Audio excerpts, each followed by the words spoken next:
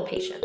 But if you have little tiny tins and you have your dough in it, take some parchment and you're going to be creating little pie weights, if you will. What happens when you bake pie crust is it naturally is going to shrink and pull. So the reason why we're doing this is to keep a weight on it so the pie crust itself doesn't pull too much. So you're not losing too much of that deliciousness in that. And then you have more of a pie shell to put your filling in.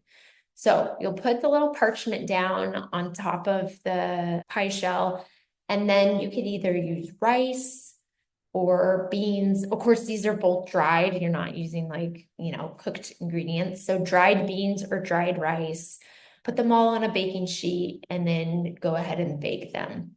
Usually when I do mine, it's at 375.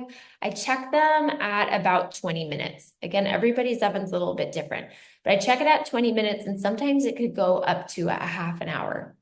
If you're baking them completely from scratch and you don't have them in little tins, another secret that you could do is if you have your pie dough rolled out and you cut it out with like a biscuit cutter or a cookie cutter, a round one, and then take a mini muffin tin or a mini cupcake tin, flip it over so it's the wrong side up, the bumpy side up.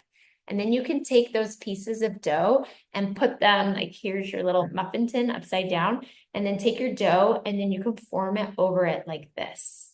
And then you're making your own little pie shell without having the pie tin on it. And there's enough fat in there that you shouldn't have to grease the pan at all. But if you're worried, go ahead. But then they should be able to pop off fairly easy as long as you don't push too hard on them to be stuck on the pan too much. And that should do the trick too. They'll shrink a little as well, but you'll have more of a cushion because the depth of the actual tin itself, the muffin tin.